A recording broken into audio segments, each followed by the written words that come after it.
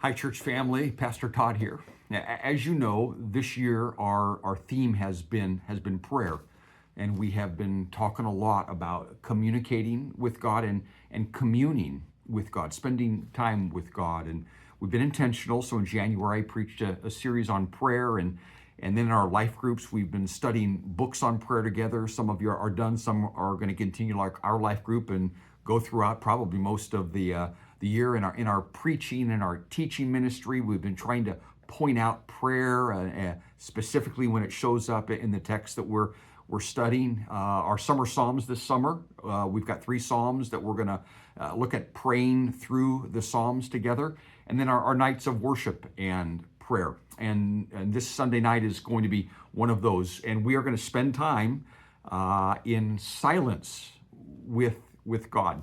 I read this week, gathering your small group, prayer group, or church community for an evening of shared silence can have a profound effect. Plenty of people at church don't turn up to prayer meetings because they're shy or don't know what to say. But a profound unity that's hard to explain gathers in a room when people are silent together in God. It runs deep. And so we want to have a deep experience with each other and with God this Sunday night. But beyond that, beyond the possibility of a profound night of silent prayer, why spend Sunday night? We're going to spend Sunday morning. Why Sunday night together? And I want to give you 3 reasons. I feel a sense of urgency around this. Here's the first one. We are being discipled by the decibel. What I mean by that is the loudness of our life is forming us, whether it's the internal loudness of thinking and not being able to shut the mind off, or the external loudness of going, and just everything coming at us, whether it's the social media or television or radio or podcasts or at work or at school or at home. It's loud. So we're being discipled by that, and it's loud, and that's too important. And that means that the Lord is not as important. So number 1, we're being discipled by the decibel. The second thing is we probably won't notice the noise until we say no to the noise. So Sunday night is us getting together and saying no to the noise. And when we do that, I promise you, when we do that Sunday night, it will reveal something about us. Some of us will feel uncomfortable about sitting for an hour in silence and being prompted on the screen. And we will recognize in that moment that that's not a good thing.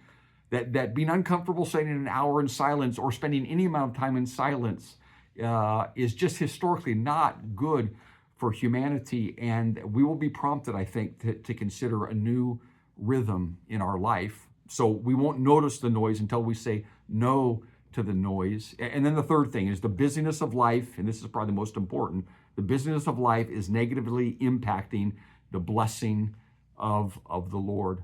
Because we're going, again, internally and externally, we are not able to receive the good gifts, and they are so good. The good gifts from a very good God. So 1, we're being disciplined by the decibel. 2, we won't notice the noise until we say no to the noise. And 3, the busyness of life is negatively impacting the blessing of the Lord. So let's make our night of prayer and worship a priority. We're in 1 Kings, and we're going to get to 1 Kings 19, so we're not there yet, but it says this in 1 Kings 19, verses 11, 12, and 13. The Lord said, "Go out and stand on the mountain in the presence of the Lord, for the Lord is about to pass by." The Lord said this to Elijah. And then a great and powerful wind tore the mountain apart and shattered the rocks before the Lord, but the Lord was not in the wind. And after the wind, there was an earthquake, but the Lord was not in the earthquake.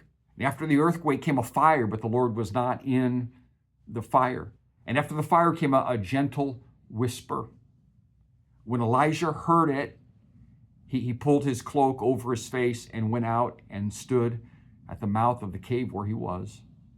And then the voice said to him, "What are you doing here, Elijah?"